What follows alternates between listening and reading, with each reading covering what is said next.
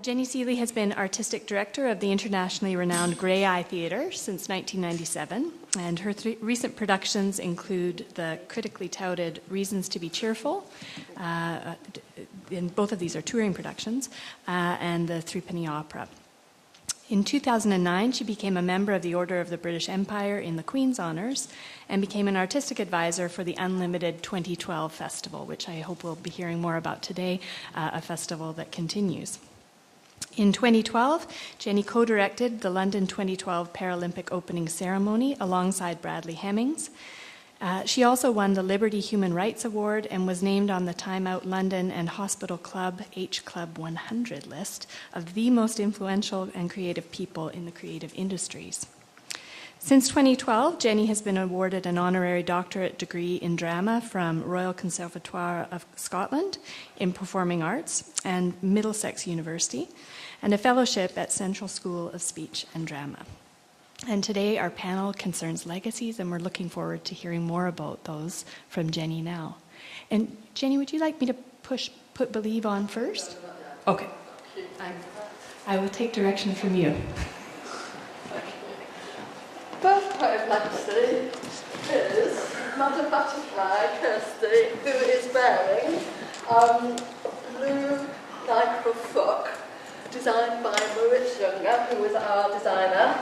And Kirsty was number 154 in navigation.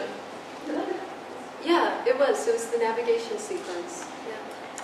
And she had arrived wearing her frock. There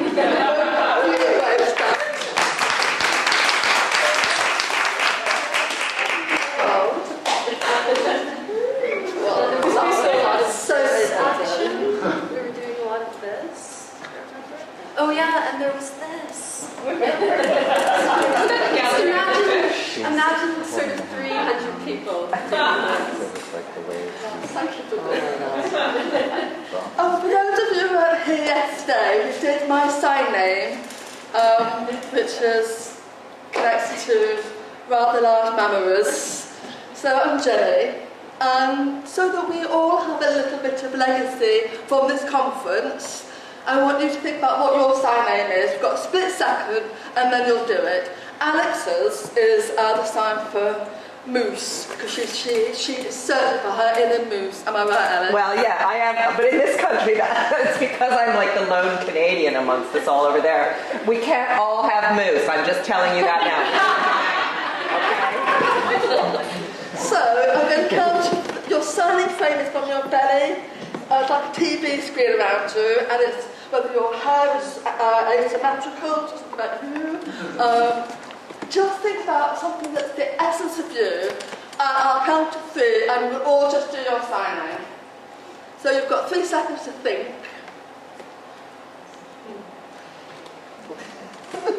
Okay, so are you all ready to do it? Do a massive, unified, global sign thing. 1, 2, 3. Brilliant. Let's do that one more time. Take a photo. Fabulous.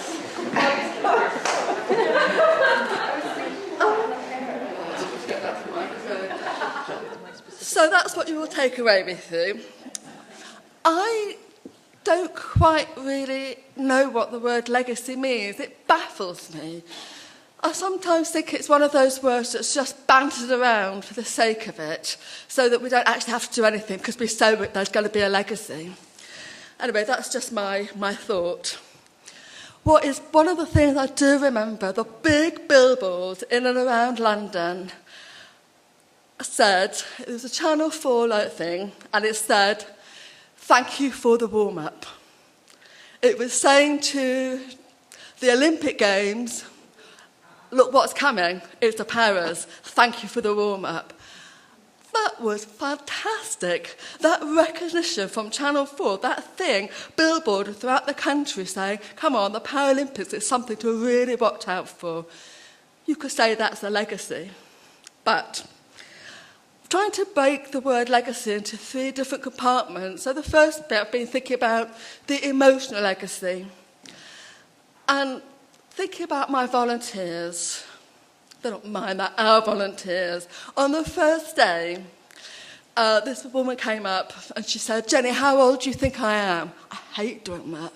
You know, 'cause it's so easy to get it wrong, can't you? But anyhow, she said, "How old do you think I am?" I said, I don't know. You tell me. She said, "I'm 82. Am I your eldest?" Well, I have no idea. Are you really 82? My God, what keeps you so young and vibrant? She said, "My partner's 54 and he goes like the clappers."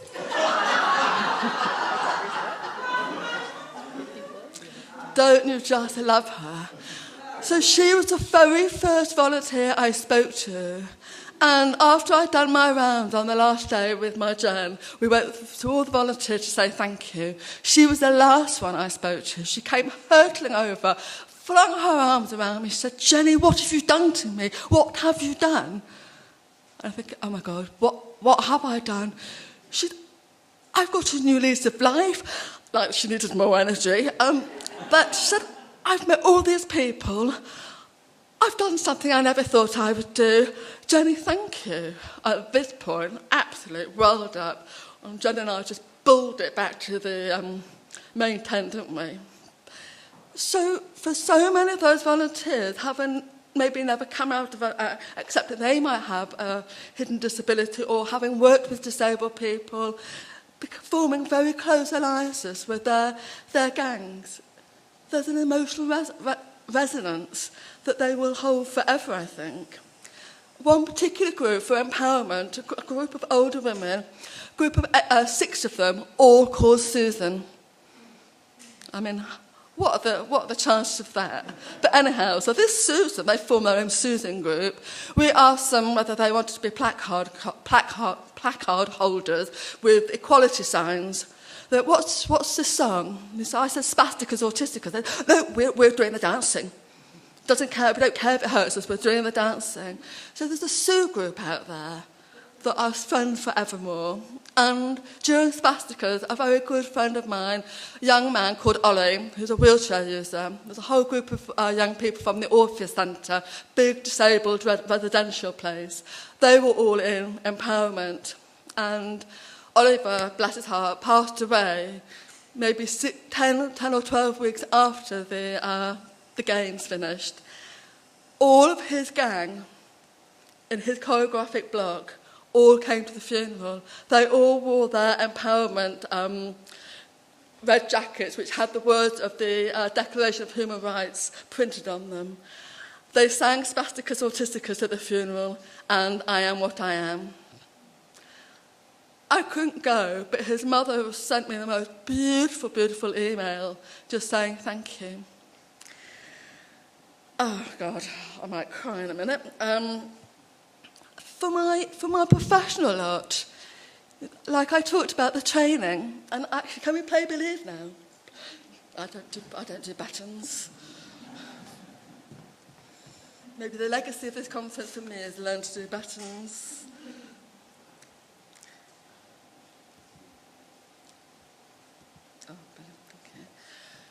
This, I'm just going to play it in the background with no music. It's on silent, isn't it? Yeah, oh, can you turn the music down, yeah? I'm just going to play this in the background because these are my 44 that we've trained.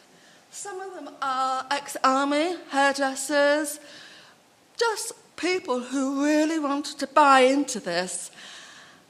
And now they call themselves artists.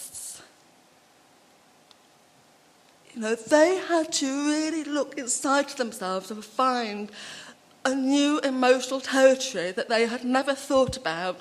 Not because they don't think about it, because it hadn't been out of them like we do in the arts. We ask for that sort of thing. They are the most glorious, glorious people, and I'll talk more about them in a minute. So the emotional territory, the emotional legacy, I believe, is massive, and I have to believe it's massive, because for me it's huge and never-ending.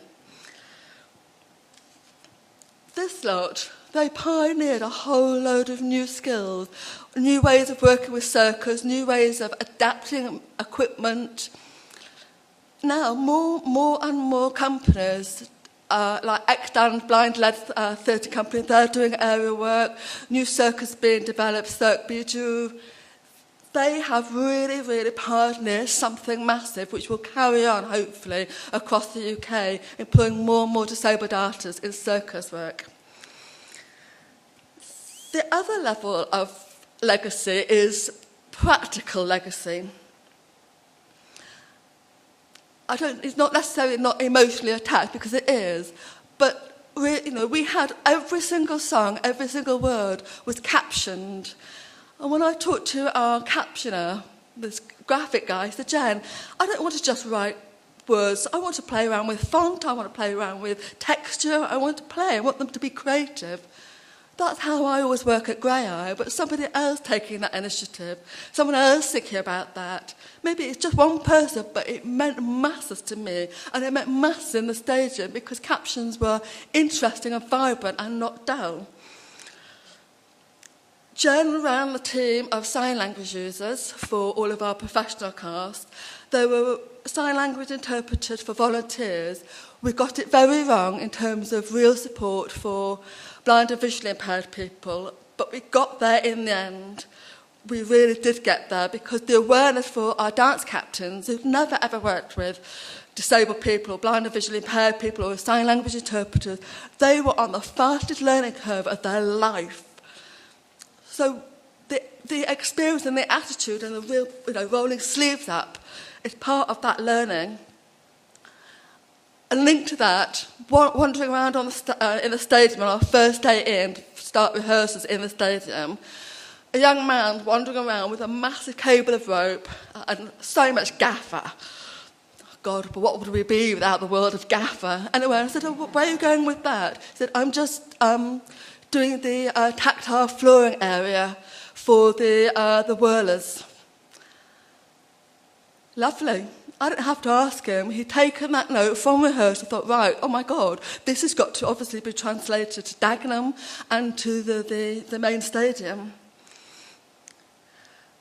One of my performers, a paraplegic, was still struggling to have the best way of getting on top of a sway pole. Big 4.5 metre splendid poles. And Health and Safety slammed down and said, no, he can't be lifted with I don't know what you call it, a hoist. So a whole group of about 20 people sat around a table and thought, right, we've got to make this work. Johnny is a very, very important part of this process. They came up with a solution. So access and possibility started to really infiltrate the DNA of this huge corporate load of people who had never really had to think about it. Very much led and well, I don't lead necessarily, I'll just say, it's got to be accessible, we've got to make it work. And I'm not going to go anywhere until you've made it work. And, after weeks and months of banging on, the moment I realised that they got it was a moment of absolute joy because, yes, something has happened. Is this making any sense? It's about that commitment to people and that because they invested so much into it. We didn't always get it right. My God, we didn't get it right. But I believe that they take that thinking on. Right. This lot, all of the aerialist training, for some of them, the journey, the young man that's up there now, Bunsey, he is a double amputee, and he arrived first day of training, the quietest, shyest mouse of a man, wore long trousers, would never reveal his prosthetics. The other older army boys, older, wiser, a lot less caring about it all, were taking their legs off left, right and centre. Slowly but slowly, Stephen Bunce revealed his prosthetics, took his legs off, realised that up on a trapeze it's much easier without these two heavy legs. And during the show itself, he was on a sway pole, and his pole was right opposite the Queen. He was doing this Spasticus Autisticus song, and he took one of his legs off and was just holding it in the air, shouting Spasticus in front of Queenie. She may have been asleep at that point. I swear she's intravenously fed gin or something to keep her going through all these events. Bless her heart. I still have endless conversation with all of this 44 about the journey that they went on, where they are now emotionally, and their thoughts about it, what they want for their future. And their future is very, very important to me because we invested so heavily into them.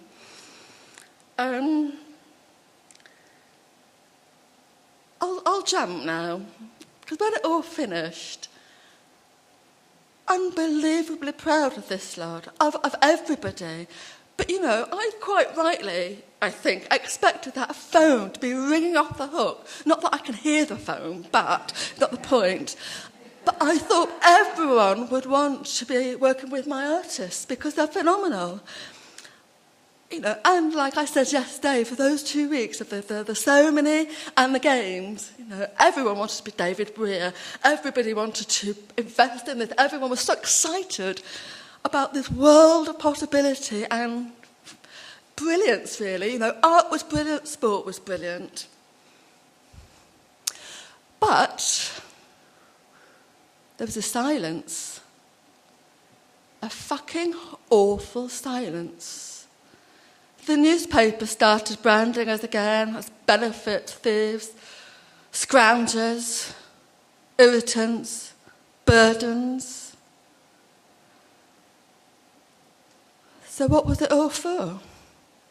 You know, Bradley and I really did believe, we had to believe that our narrative about the Declaration of Human Rights, about empowerment, about the visibility of all of us and saying, we are here, look at us, don't ghettoise us, don't brush us down by the sidelines ever, ever again. We got it wrong. We were being brushed away.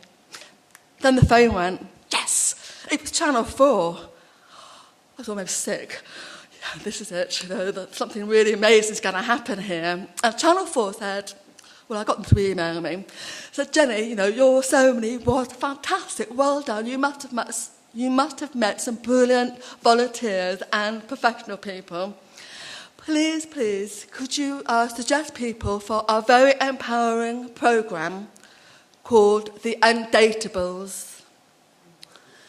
I don't know whether you have this in Canada. It is hideous. Look it up. If they get deaf and disabled people and pair them up, it's like a data thing, but we are there to be laughed at. It's car cry television. It strips away any shred of dignity. It's vile. And I am on a mission to close that programme down. So I sat there and I cried. I cried and I cried and I cried because also, almost that same week, I'd been invited to a presentation at the British Council where the chair of the British Council, Martin Davison, I'm naming names, I don't care, he wanted to congratulate and say thank you to all of his staff, all of those who had been involved in the Olympics and Paralympics. Does an amazing address and talked about Danny Boyle and the opening ceremony, and he talked about Danny Boyle and the opening ceremony, he talked about Danny Boyle and the opening ceremony, he talked about Danny Boyle. I could feel myself getting redder and redder and redder. And at the end of his speech, where he made no reference to the Paralympic opening ceremony or even the Games, no reference at all, I went up to him and said, I'm offended. I'm horrified that you haven't even mentioned the Games and how many gold medals we won and how that has really, really supported trying to challenge and change the infrastructure, the physical landscape of London and the attitudinal landscape, and you say nothing. And Unlimited had a big international profile, and you say nothing. I'm going home. And I left. I mean, a bit of a stop a teenager attitude, but, you know, I was incensed. A bit further down the line, I got an email from the Arts Council. A big report by King's College had been written called Beyond Performance, Cultural Inquiry into Sporting and Arts Events. Now, you would have thought that the Paralympic Games would have been mentioned in that.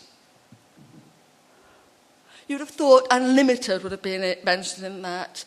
You would have thought the Paralympic opening ceremony might have been mentioned in that. Not one word about disability or anything is in that report. And I went to meet the writer of that report, who made no apology for this. I'm dealing with that one at the moment. So did we get it right? Did we get it wrong? What was the point of doing it? That's a really, really naff attitude, Jenny Seeley. Come on, grow up, get your act together. What's your legacy for you, Jen? So my legacy for me is like, because we put such a political message onto that stadium, it gave me that confidence to go back to how grey I used to be, which was Agitprop Theatre Company in its very baby days. Go back to being political, go back to raising our two fingers at establishment, go back to saying, excuse me, I have 44 glorious artists waiting, and I'm going to make sure that I create work for them. So the next thing we did, we worked with veterans, and we created a show in and around the Rite of Spring, because it was 100 years of the Rite of Spring last year. And it was a show all about sacrifice. The sacrifice we make at war, the sacrifice we are making at this moment in time, being ignored, being re-ghettoised. And the sacrifice we are also making right here and now, which is the, what is it? I don't know, the despicable Access to Work, who were the most phenomenal government organisation that supported the 2012. Joan, wasn't it brilliant? We had the most amazing support. Joan managed this massive team of interpreters. They were fully paid. Access to Work came to see what we were doing. They couldn't help us and support us enough. To now, artistic director of Grey Eye, I am having to fight to have my hours. They want to cut my hours right down. They want me to work with junior sign language interpreters. They probably won't pay for Jen being here with me in Vancouver. Alex is having the same problems. Michael is trying to sort it all out for me, only Michael. It's not just me, it's happening to all of us in the UK. And I know we're very lucky to have something like Access to Work, but it wasn't broken, so why the fuck are they trying to mess with it? So my fear is, having done 2012,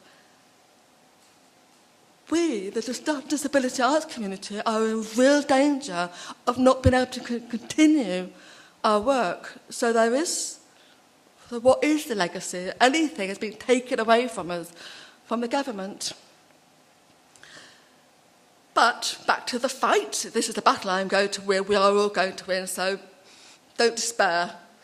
It's going to be brilliant. We're going to be all over the newspapers. Alex is all over the newspapers in Toronto tomorrow, aren't you, Alex? Yes, we've become gobby, which is good. We've got our confidence back, not to just let it all roll over us. We've become active again. And we are hell-bent, I'm hell-bent on creating a global network for deaf and disabled artists, and so I have been to Brazil. We've done a big handover, started taking some of the 44 over to Brazil to work with deaf and disabled artists in circus skills, setting up training.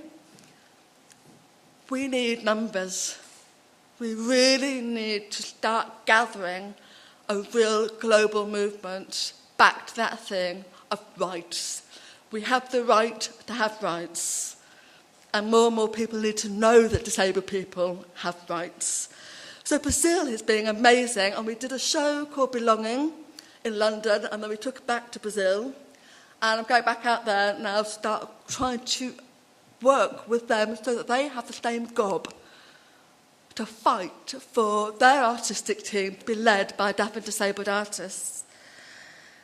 So actually it's all good. And the Arts Council, God bless the Arts Council. What would we do without them? They funded Unlimited in 2012, and as Alex said yesterday, it was phenomenal. It was just, thank you. We were part of that Cultural Olympiad with knobs on. And we're doing it again this year. There's a whole new programme of work, so do Google it. It's all on at the South Bank over the whole couple of weeks over September and throughout the whole year, and there are some extraordinary artists. And I think, if anything, the whole Unlimited experience and the Paras have made us join together again and work with each other. So often, because of the funding, and it becomes competitive and eggy and nasty and bitchy. I'm just as bad as everyone else, believe me. But this has made us think, actually, we have to work together if we want that recognition, if we want to really drive the politics through, using art to drive the politics through. So I think on that note, I probably should shut up because I've gone way over and above, and it probably doesn't make any sense whatsoever. All I know is what I know. And I think the future has to be rosy, because more people, the more things I do like this, the more people know about those politics, and the more people can spread that message. Because it is 2014, and we do want to live in an equal world, don't we? I will shut up. Oh, can I just say one last thing? I'm having the most glorious time here. I'm getting very, very confused because some of the signs in Canadian Sign Language are very different from British Sign Language.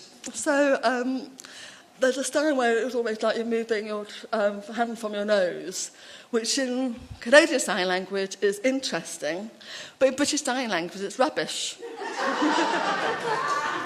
And there's also a sign when you brush your hands together, which is in Canadian Sign Language is a comment, dialogue. In England it's snogging. So I apologise if I think some of your speeches have been about a lot of snogging. So, okay, and make sure you read our very own Karen's On the Street Within the Stadium, Art For and Against the System in Oppositional Response to London 2012. It's brilliant, and she is brilliant. She's not just a whirler, she's brilliant.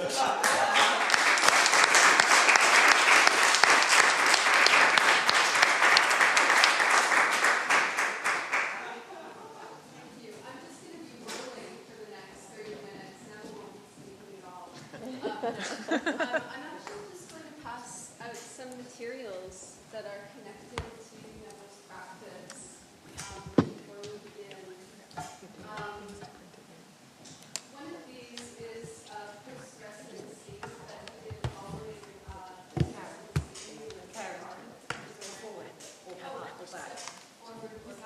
Oh, yes! It's not choreography.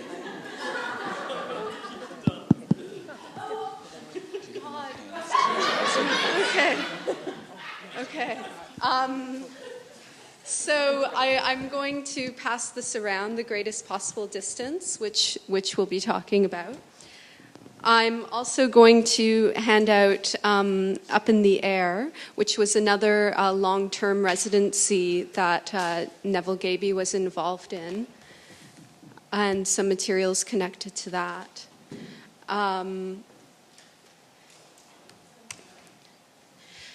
As well as something that he's been doing more recently at the Cabot Institute in Bristol, where he's been working with a lot of really interesting primary materials.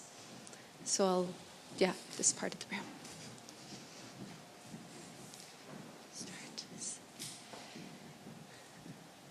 And I'll also circulate my and Jen's special issue on the cultural politics of London 2012, which we'd love it if you look through it.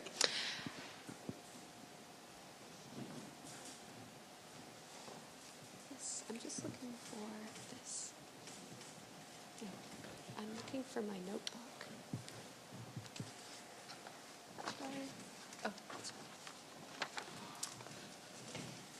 Thank you. It's fantastic to be here.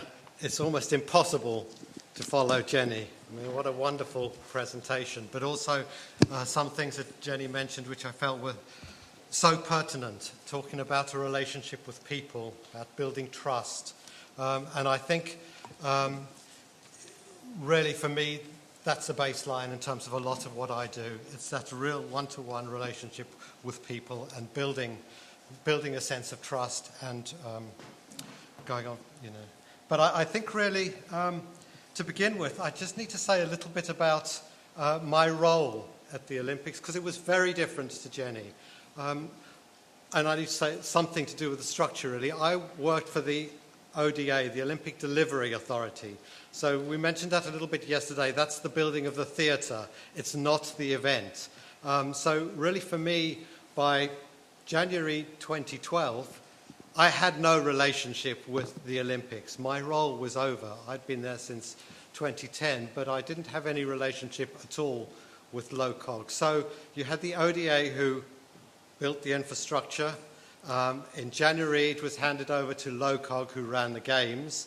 And after the games, it was handed back to the ODA, which is now called the Legacy Company, who kind of manage, well, their property managers effectively. I think what's also worth mentioning is that LOCOG and the ODA almost had parallel structures. I mean, they both had transport teams, they both had teams to do, well, they both had arts and culture teams, but there was almost no communication between the two. So I worked for Sarah Weir. Well, Sarah Weir really headed up the arts and culture team at the ODA, fantastic and energetic and extraordinary woman, and they were responsible for commissioning all the permanent work that exists on the Olympic Park and my role. But I never got to meet Ruth Mackenzie or had any relationship really with LOCOG and the events at all. And I think that's kind of important, just to sort of mention. So kind of uniquely, I guess, I was appointed to be artist in residence. There were lots of permanent commissions that were developed on the park, but they thought it would be useful, I guess, to have an artist in residence there while the park was being built. I was appointed really without having, well, I deliberately said I was going to make no suggestion as to what my work would be. They needed to appoint me on the basis that I would respond to what I found on the park, which I guess required a kind of a leap of faith on the part of the ODA.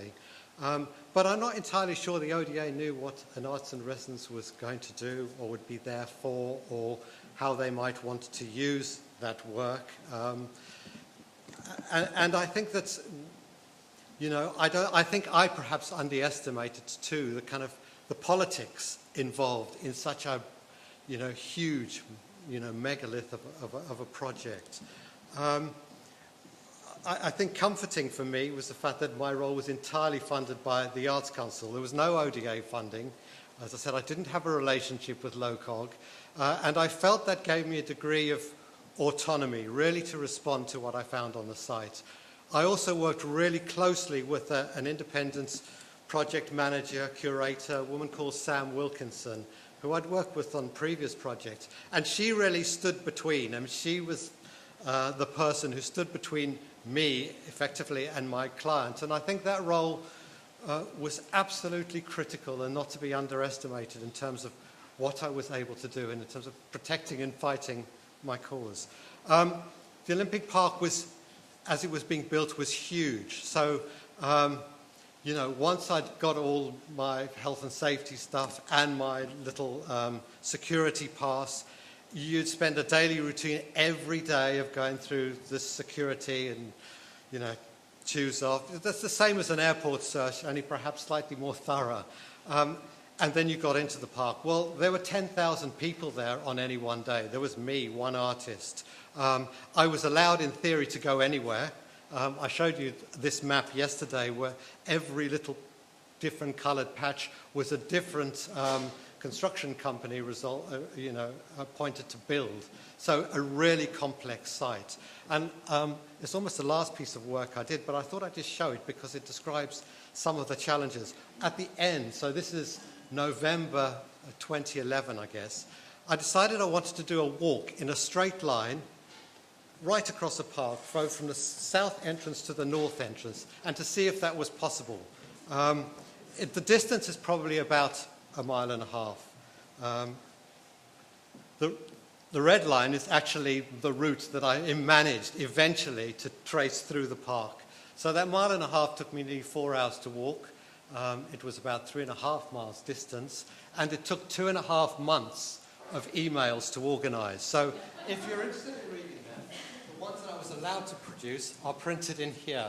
And that's really the level of complexity that everything that I did required. I think what I'm going to do today is just really quickly talk you through 5 different projects that I did, just to give you a sense, a flavour of what I was really interested in. So I mentioned, you walk through the security barriers, never been on the park before, and you arrive at a bus stop, and I thought, that's really strange. But actually, nobody was allowed to walk around the site when it was being built. So every builder, every member of the IOC, well, actually, I think some of them went in private cars, but anyone who came on the site effectively had to get on a bus. And there were different routes which took you to various points where the construction was happening. There were 30 bus drivers. They were the first people I met, I guess. And they really intrigued me as a group. So these 30 bus drivers, as I said, ferried everyone round. Because they were on a private park, they worked from 6 a.m. in the morning. They had to be the first people on site. They were the last people off. They finished at 7. So they did 12-hour shifts. They had two half-hour breaks in that time. It's legal because it was a private park. But they were a really interesting bunch, and they became my first interface, if you like. I want just to point out on the bottom, you can just see a bus which says, "You're part of it." That was a logo which was on every single bus. It was plastered across the East End of London. And there was this idea that actually London was for the people of the East End of London and that you were part of it. And that's something I'm going to return to. There was one bus driver who absolutely fascinated me and who I'm still in very regular contact with. She's a woman called Semra Youssef. She was a Turkish Cypriot woman. She arrived in the UK as a teenager. So English was not her first language by any means. She worked on the buses. She was an extraordinary person, I think, because she seemed to me to typify a lot of the people who live in the East End of London. It's a place where people who first arrive often tend to go. So you have a really big migrant community, a lot of people whose first language is not English. She came from a really conservative Turkish background. So for her to be working at all was a really big thing. That's perhaps one of the positive legacies of the ODA, actually. They had a really good program of encouraging women in particular into work. So she had a bus training on the park. But Sam interested me for another reason. She was an obsessive swimmer. She did a 12-hour shift, but she still managed to go and swim 3 or 4 times a week and swim 5,000 meters at a time. I mean, she was serious.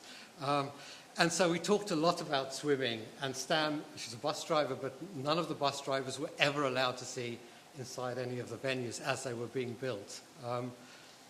But I had this idea that I really wanted Sam to swim the length of the bus route that she drove on a daily basis in the Olympic pool.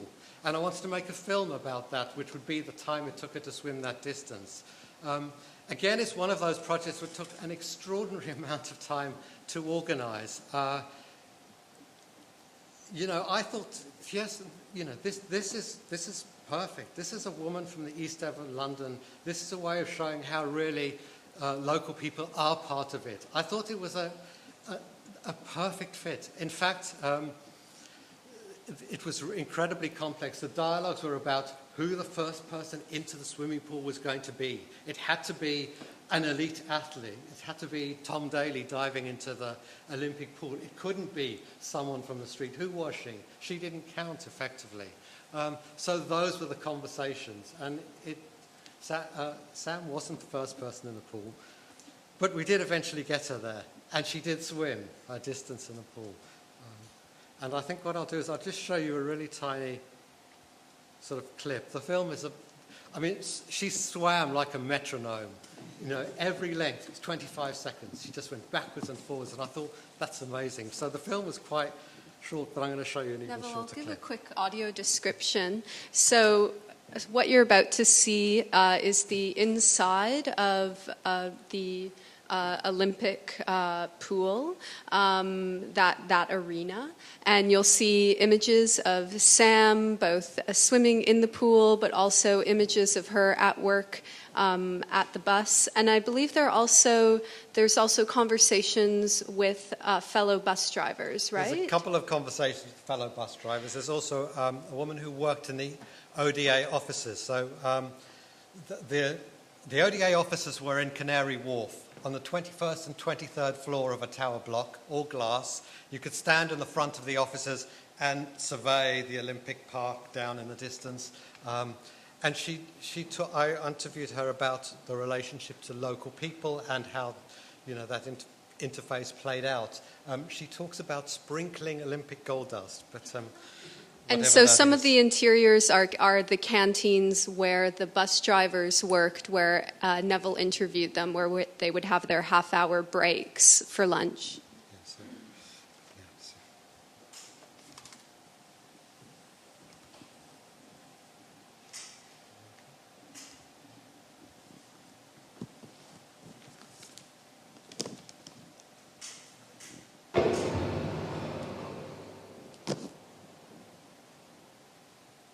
With sports, you have to have your heart in it. Not just the gift, but that power that you want to do something with it. You can be gifted, but if your heart's not in it, it won't take you far. It's like as if it was a fate for me to go into the buses, come to the Olympic, and then, this happened. And even if I don't swim, just coming in here first time and seeing this place, because I've been working and driving outside, I've always wanted to come inside and see it.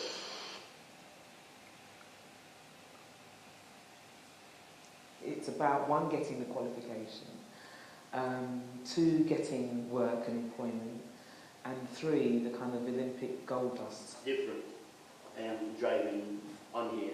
Well, coming over here is like something to tell the kids about 20, 30, 40 years behind. They can say, well, I did work on the Olympic Park. I love the time. If you like swimming, and it is part of your life, you don't let nothing stop you, no matter what job you do, you just find time to make for it. Egypt, Uganda, Kosovo, Turkish, Kurdish, Cyprus, English, Welsh, Romania, Nigeria, Ghana, not Indonesia. And what about Afghanistan? That's a long way to go. Media. We just one big family, really, here, And as you say, different nationalities, and everybody just gets on together. Everybody eats one another food. Try this, try that. Now I certainly know my ex would have approved me doing this job, but who cares? I'm actually in here and doing it. Have you been to see inside this You draw.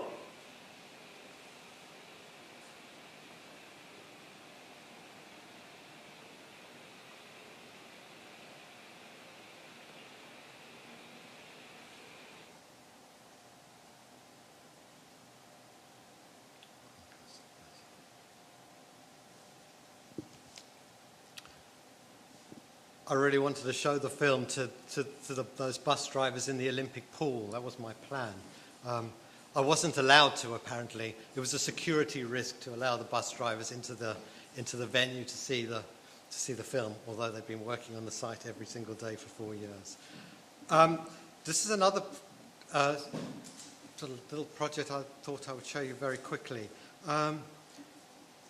I spent a lot of time in the stadium, again with a lot of the staff who were building it, but there was moments when it was in this vast space on my own and trying to make sense of what it was like to be in that arena and thinking, how can you kind of measure it? How can you even kind of get a sense of this scale? It's sort of beyond sort of proportion. And I kind of wanted to do this piece where I was going to try and sit on every single seat in the stadium. Every time I wanted to do something, I had to go back to the ODA and say, this is what I want to do, and it went through all sorts of protocols, and they'd almost inevitably say no. And then I met this one engineer on the park, and he said, you know, Neville, if you wait for permission to do stuff here, you're not going to do anything. Go and do it and apologise afterwards. So Simon got me, you know, I got in the park and I just set up my camera and I just started sitting on seats and all hell broke loose. And very quickly, I was in the, you know, head honcho at the ODA offices. But actually, once I'd been able to show them what I was doing, they allowed me to continue. So over the course of 3 weeks, this is 3 weeks of me, I attempted to sit on all the seats in the stadium. It's actually a video installation piece, but again, what I'll do is I can show you a tiny little clip. I mean, it's absurd, and the whole intention of the work was to be absurd, and you can just leave it running. Sure, and I'll just do a quick description. So what you're seeing is the inside of the Olympic Park Stadium, and you're seeing a kind of different time lapses of Neville sitting, attempting to sit in every seat of the stadium. He's wearing a helmet and a high visibility jacket, and he's sort of moving from one seat to the next. It seemed I needed to do something which was a kind of athletic challenge in this big space, really. But it is also about a kind of absurdist notion. And yes, it's about work, I guess, of a kind of absurd kind. So.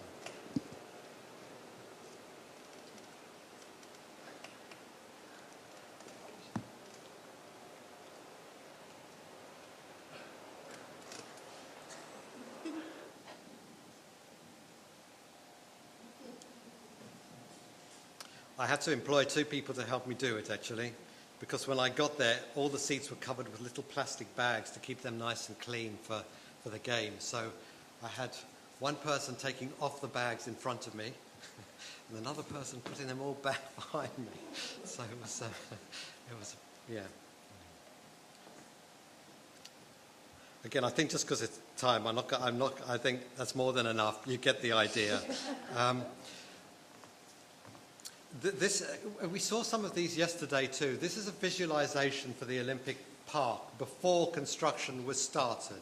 And they are extraordinary little images. And I was shown lots of those when I first was appointed and went to meet everyone in the ODA office. I'm actually showing you one that I shouldn't be allowed to show. And if they knew I was showing you, they'd get very upset because they didn't build the wind turbine which was meant to power the stadia.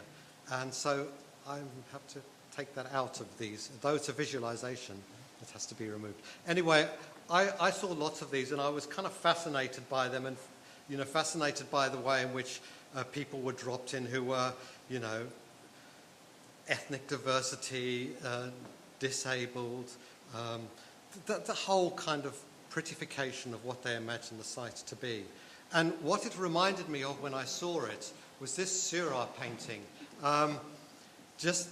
You know, and it's really interesting. This is the most popular selling postcard in the National Gallery. But when the painting was painted by Seurat in the late 1880s, it was a really revolutionary and challenging painting and was never shown, you know, in the ateliers. It was excluded from all of that. And it's an interesting painting. Well, actually, I'll go to the next image first. So these were the things that I saw. I mean, there was a relationship to the bank and the river, which were fairly obvious. But what was also really interesting is there's a bridge in the painting and identically in the landscape. And Seurat's painting was really radical because he was really the first artist who started painting a kind of white working class community in an urban environment with the generators of that environment, the factories in the background.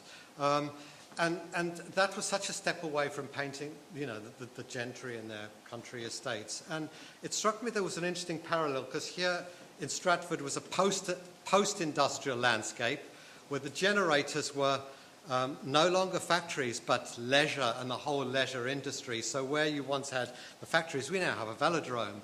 And that idea of reinventing, you know, our environment through sport and through leisure seemed to me an interesting parallel.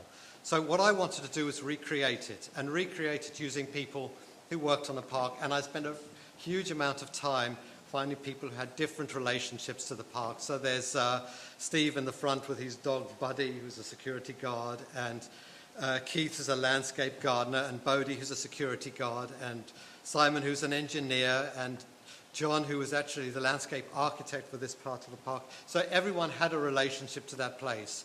And in fact, it was put online, so you could scroll onto any of the characters and find out who they were and what they did. But also, Cyril was kind of a socialist. He was a socialist. He was quite involved in the early birth of sort of, radical left-wing thinking. And I thought, I don't want to make a piece of work which just gets, exhibited as a large photograph in a gallery and becomes inaccessible in its own kind of way. It had to be a piece of work which you could see in the canteens, on the site, sort of everywhere. So for me, it was really important that it was disseminated in that sort of way. So I then contacted the Metro newspaper and said, I want to do a double-page spread in the Metro. I want the image to be, to go. And they were fantastic. The Metro were really good. So there was a moment where there were 3 million copies for one day, and you could see it everywhere, and it kind of vanished. Again, one of the real issues, which I struggled a lot less with, I guess, than you guys who worked with low-cog, was logos. And I didn't want to have any logo on it. That was a real challenge, but perhaps one of the reasons why I couldn't work with low-cog either. Another very different project I did is, again, when I was in the offices of the ODA, they would always describe the site to me as being a brownfield site, a derelict wasteland. There was nothing here. There was no history. We're in the middle of the East End of London. This is where, industrialism was really born. But in a way, it allowed them to wipe out that history completely and pretend they were starting from a clean sheet, which just struck me as totally disingenuous to the history of people who'd lived and worked there and lived there right up until the Olympics effectively arrived. I'm showing you a photograph taken from exactly the same place. One is of a Yardley's perfume factory, which became the largest artist studio complex in the whole of Europe. 500 artists there, including me for a short time, and exactly where it's located. So it's where the Aquatic Centre is now. But that history was wiped out. I guess also for me, going back to the Olympic Park was a curious return. When I was a student at the Royal College in the late 80s, I stopped working in a studio altogether and started working on sites. And one of the sites I started working on was where the Olympics happened a few years later. So these are some very early student images of me carving lumps of bricks and playing with fireplaces, but on that Olympic Park site. So for me, it was a really important place. It was effectively the birthplace of my own creative practice, but I knew it was really key for others. And this is some of the studios that were in that Yardley's perfume factory, really important artists. So there's Grayson Perry there, Rachel Whiteread, Fiona Ray. I mean, the list carries on. So I wanted to do something which acknowledged all of that. So I worked with ACME, who ran the studios, and others, and said, it'd be great to have an exhibition which just invites anybody who had a relationship to this place to bring their work here and show what creativity was born here. So we did this very large exhibition called Unearthed. It was the oddest exhibition you will ever see because the work was unselected. I didn't want to curate it. It was about what came from the place. Since we're running out of time, I thought I really wanted to say something about this piece of work. As I mentioned, my role on the Olympics Park finished in January 2011. It was a really challenging role because on the one hand, I was hugely criticised by lots of artists for even engaging with the ODA, for wanting to be on the inside of that fence. On the other hand, I felt it was a really important story to tell. And I guess also if you spend a lot of time around the park, you are aware that there was so much debate about the impacts of the Olympic Games, what they were doing.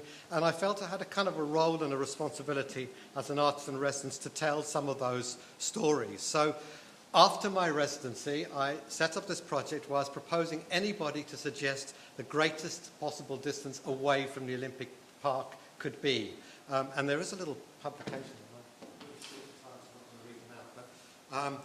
There's something over 100 proposals that I received. Some very thorough, some are full essays, but some suggesting physical distance, some suggesting distance actually which was quite close, so being in a flat, you know, in the Newham housing estate right next to the park but being excluded.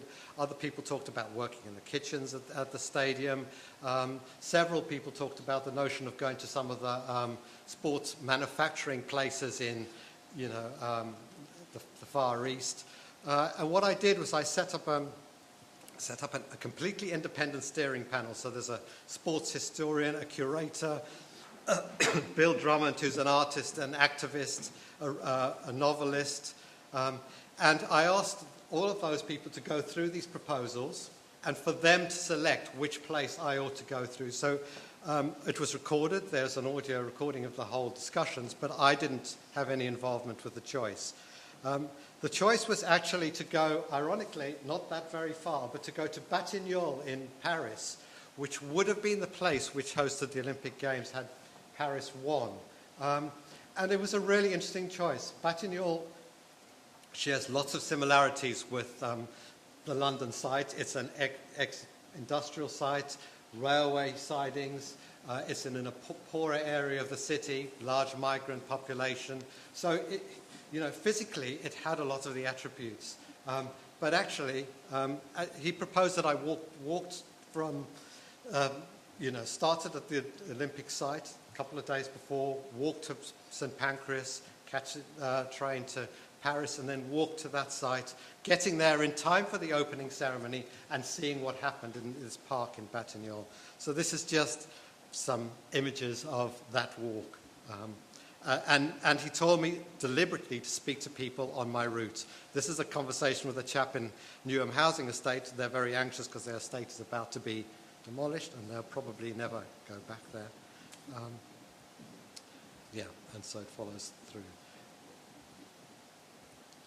What I found was a most extraordinary thing when I got to Batignolles. So in the end, I guess, given the economic climate, Paris were probably incredibly happy that they never had to deliver the Olympic Games. Someone mentioned it yesterday. Sorry, I know I'm running out of time. But I listened to a radio interview with the people who bid from New York. And they were saying the greatest thing for them was not getting the bid. They said actually working up the bid was fantastic because it allowed them to put in place everything they needed to do for regeneration, but not having to deliver it was the best gift of all, which I thought was interesting. And Batignolles was exactly a case in point. So they have done a huge redevelopment, but it's been bottom up. They built a most amazing park there. And everywhere I went in the park, people were playing. I mean, all kinds of different sports. I mean, it was absolutely... This is the day of the Olympic opening ceremony, by the way. It was full of people. So we're looking at images of Neville in the park. No. We're looking at images of Neville in the park, and he's in a black suit, and I think you're wearing a black tie, maybe. Mm-hmm. And so he is looking kind of business casual, but everyone around him is in more comfortable outfits and just lounging on the grass. And also there are scenes that he has photographed of people playing amateur sports outside in public in a very non-competitive way. Yeah, and I think for me, as I said, that really was, I mean, it was the polar opposite of what we had in the East End of London, this grassroots up rather than top down. And I'm going to finish this one small anecdote. Actually, although I'd finished working for the ODA, this was almost the most difficult project to do because as soon as I proposed it, I also got legal attack from the ODA who wants to sue me for branding image. So I had to take some very, very serious legal advice to do it, and luckily found a solicitor who offered me pro bono advice and said he would love them to have sued me, but they didn't. Anyway, and so I think I'll kind of finish at that point. Thank you very much.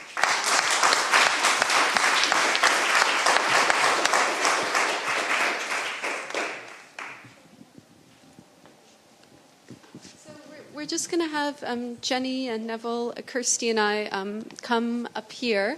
And Kirsty and I have either prepared some questions or some points as a kind of reflection upon Neville and Jenny's practice, but we'd also like to open it up to all of you to also ask Jenny and Neville some questions. Shall we start first with our own?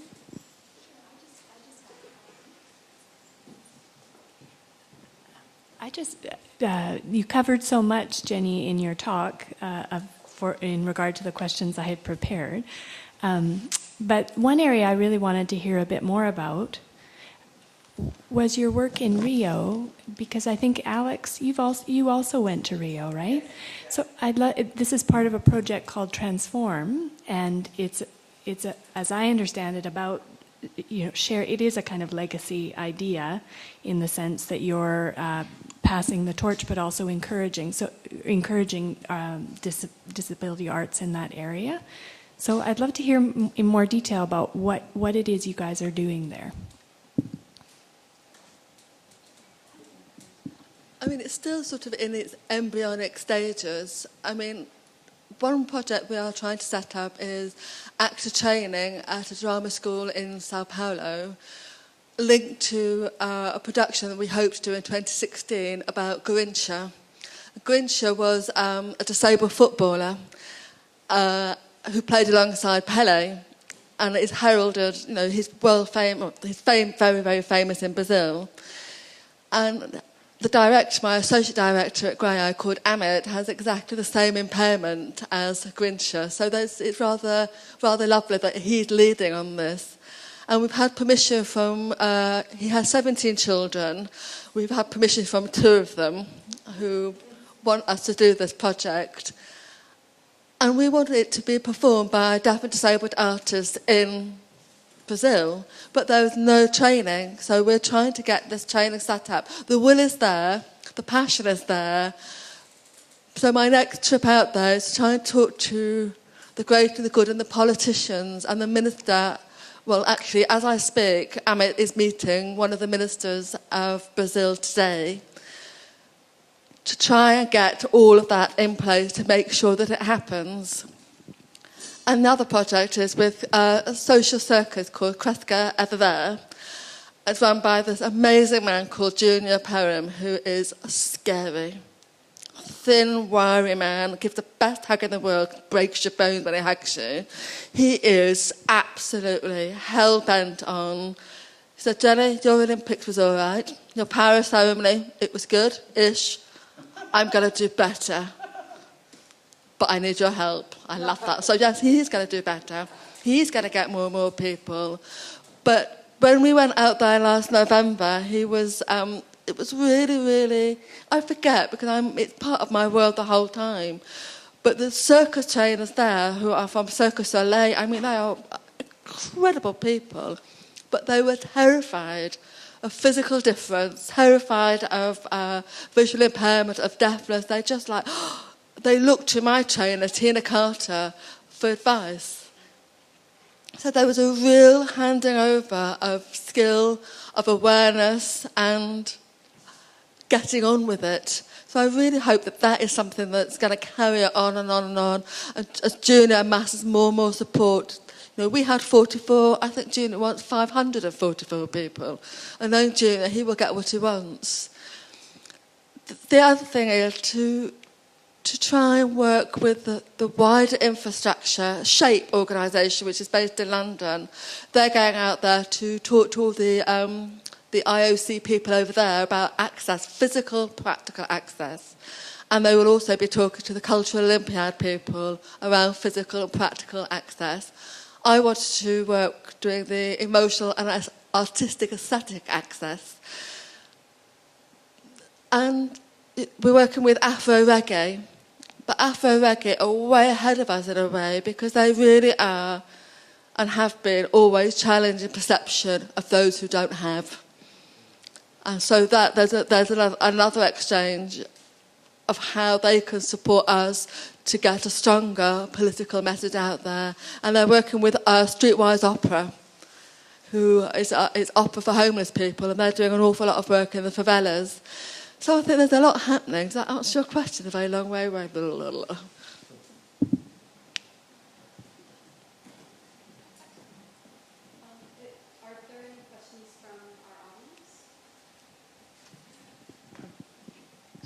This is a very small question, but Neville, I was really struck I've been struck by your the work that you did with Sam the swimmer, which fascinates me partly because, it fascinates me for a lot of reasons. Partly because when you first put that image yesterday up on the screen, that gorgeous shot of her standing in front of the pool, I thought for sure that she was an elite Olympic athlete. And when you said that she swam like a metronome, 25 seconds per length, we're talking about a 50-meter length, right? Isn't that roughly an Olympic time? Sorry, yeah. I guess my question is, couldn't she have also potentially been an athlete in another moment in London time? Absolutely, she could have. And I think a lot of the conversation I've had with Semra is about the fact that because she came from a very conservative Turkish family, although when she arrived at school as a teenager and her school wanted her to train as an athlete, her family wouldn't allow her to do it. So in a way, she's really discovered a way back into swimming at a much, much later stage in her career. So, I mean, she's a fascinating person. And as I said, she's someone I've got to know really well and continue to see very regularly. And I think, I mean, it touches a slightly different, an aside, but it touches on what Jenny said, that actually when you work with people, you build up a real relationship and a relationship of trust. And that's not something you can pick up and then let go. It's something which you carry with you. And I think as an artist, I kind of feel that you have a responsibility when you've initiated these relationships to sustain them. Thank you both for your inspiring and compelling presentations. My question is for Neville. Neville, you do large-scale projects in the public realm that come from commissions. I guess we might think of them as kind of public-private partnerships in one respect, where money comes from privately financed sources and then is purposed towards some sense of public access or the public good. And I'm thinking about that in terms of some of the things that come through your work around class and labour. I'm wondering whether working in that context provides any particular perspective on those interests around labour and social context, and particularly whether in the context of the Olympics, if that operated any differently or with any particularly interesting effects or outcomes compared to the way that you might work with other forms of public art commission? I mean, I think that's a kind of interesting and difficult question. It's always challenging depending on where your funding comes from. And I'm always really cautious if the funding is from,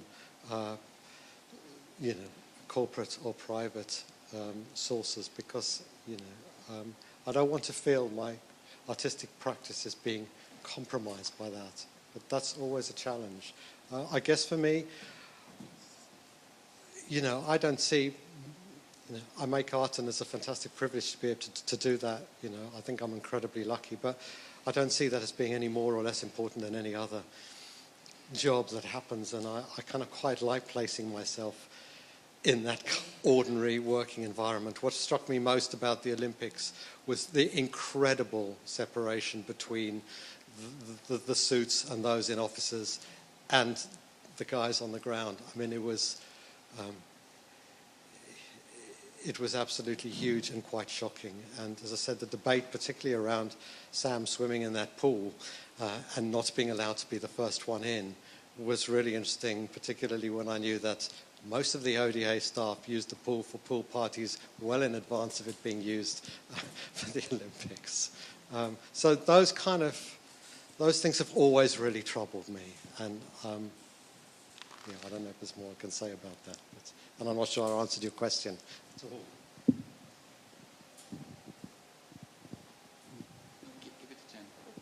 Thanks. Thank you both. I really enjoyed those presentations as well. And yesterday, Jenny told us a bit about how you got the commission to do the Paralympic opening ceremony, your initial disappointment, and then your subsequent delight when you were asked to do it. So I feel like I have a sense of how Jenny came to be in that position. But I'm curious about you, Neville. So you wouldn't say what you would do, and you weren't commissioned by the ODA. You were commissioned by the Arts Council England. So I'm curious about process. I'm like, did the Arts Council England put out a call for artists to make proposals? How on earth did you get that gig, even though it clearly was a complicated gig? And also, who decided there'd be money for that in the first place? Because it surprises me in a way that that the Arts Council decided to fund that. I'm pleased, but I'm surprised. No, the money was Arts Council. I believe it was Arts Council idea. Yes, there was a public call. There was a huge amount of people who applied for that, and quite a difficult selection process. But I guess at the point at which they decided to interview me and 6 other people, as I said, I applied with Sam Wilkinson, who's very much a partner in this. And we kind of made a conscious decision that we weren't going to put any proposals on the table, and we'd either get it or we wouldn't. Because I think that most people, at that interview stage were asked to put a proposal on the table, but we'd not been allowed in the site. We'd never been inside those blue hoardings. How on earth could you begin to think what you might do until you'd entered that terrain? So I think, it was a risk, but it was our decision just to say we need 3 months just without any commitment before we come back. And as I said, I guess it was a leap of faith on their part. Doesn't always happen. I think there's lots of times it doesn't. I have a question for Jenny. I was very interested and keen to hear you talk about the emotional legacy as, in fact, the first legacy. Following on Kelsey's presentation, I think there's a lot to talk about in terms of the circulation of structures of feeling around mega events. But I'm also wondering how you take that forward in your collaborations in Rio, for example, how that connects with the practical training as well. And also, one thing that is all in the back of my mind around this is the division not just between Olympic and Paralympic sport, but between Olympic or arts and culture in the Olympics and disability arts in the Paralympics.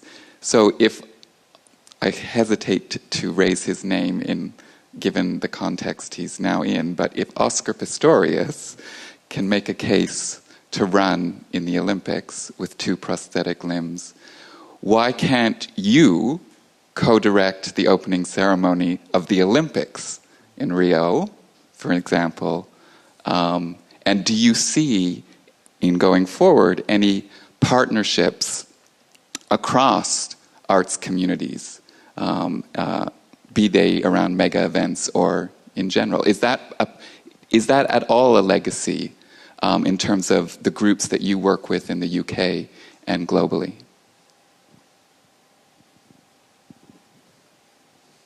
It would. I was really hoping that when we did our bid, although I didn't have any involvement in it, that because I knew a lot of the people who were working on it, like Drew Kelly, Ruth Mackenzie, and all these other fantastic people, and also Sebastian Coe, thinking, come on, do something really radical, because they kept talking about we're going to be radical. So I really thought what they would do would really mash up the Olympics and Paralympics schedule. So for one minute you might have, Mo Farah running, and the next minute you've got David Weir running. And wouldn't that be fantastic? It's just sport. Not just sport, but you know what I'm saying. And in the same thing for the Cultural Olympiad. You've got opera, we're everywhere and mixed in and out of each other. And I kept asking why this couldn't happen. And there's something to do with the architecture of this, the velodrome and the stadium that has to be changed for para-athletes. So you can understand that, but actually, well, just build it like that from the start. It did piss me off that the disability arts thing it wasn't separate, but it sort of was. So some of the conversations that we are having in Brazil is about, certainly with Afro Reggae, is about how disability arts can be in and around the whole mixture of everything. And actually, because there is no such thing really as disability arts in Brazil, they're starting with a beautiful clean sheet so they can make a whole host of new, fully inclusive rules of where we are everywhere. Does that make any sense? I wonder whether they will. I really am hoping that they'll have a deaf or disabled artist at least doing their opening ceremony of the Paralympics. I would like to think that the world is ready for them to have a deaf or disabled artist to do the opening ceremony of the Olympics. But there's so few of us out there, so we still have that real responsibility to build capacity so that, maybe Japan, maybe in a good few more years' time, there'll be somebody who's ready to do that job. Thanks. Sorry, I just wanted to speak to that because I should have mentioned this yesterday. That Breathe, which opened the sailing events, that was the Olympics, not the Paralympics. And it was a battle to get us in there. But I have to hand it to the artistic director of Diversity, who was the company that teamed up with two other companies in Weymouth and put me forward to be the artistic, one of two artistic leads. The other artistic leader, who was my co-director, is also disabled. And the first response that she got when she said, we're putting a bid in to create this thing. The response was, it's not the Paralympics. And it was so offensive. It's nothing against the Paralympics. I love the Paralympics. In fact, I think the Paralympics are way better. But we really felt that the group, that company wanted disabled people to be part of the Olympic opening ceremony. And we had to fight, but we did it, and we got there in the end. And I think that there is a future for that, and I think that is something that we really do need to look at. And the other thing I just want to propose as a legacy to this event and to the two Olympics that we're talking about in the Paralympics is that you, Jenny, and I do something, create something that can be done in this country and in the UK with disabled Canadian artists and disabled UK artists, because I am banging my head against the wall in Toronto with the performing arts schools, with the hotel industry, that's my home city, and it is breaking my heart that I cannot shake that city up. And I think if you and I did something in this country to break their visionless selves, their inability, people there in the arts industries and in the education industry their inability to have an imagination. If you and I did something, I think it would really change things. I think it would at least open a door. So that's my proposal. Or you could start in Vancouver. Yes, we can do that too. That was definitely. So I'm thinking, I don't know why this just popped into my head. We've just done a production of the Threepenny Opera, which was mainstream rep theatres across England with a mix of deaf, disabled and non-disabled acting musicians. And there was someone in the audience said to someone next to them who happened to be an Arts Council assessor, she noticed her, she said, I'm a bit confused. Why are there all these disabled people on stage? Oh, God. No.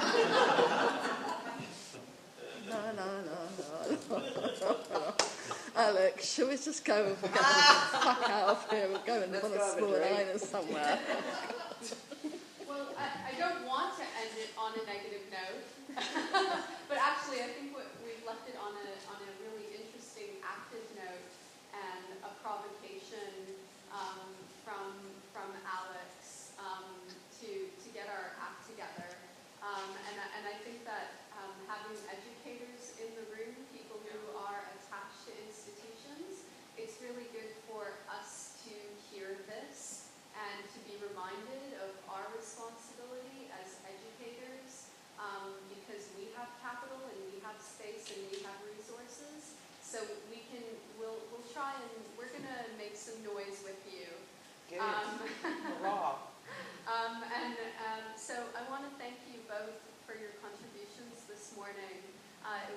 privilege and a pleasure to get to hear about your practice. So just join me in that.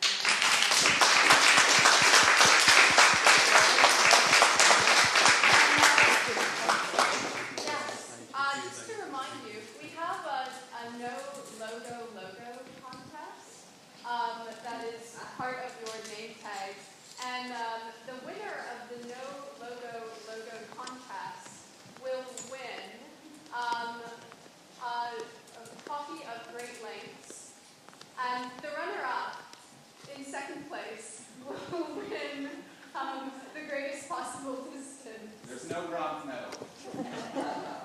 But there are I pipe invite you to cleaners. lunch. Thanks.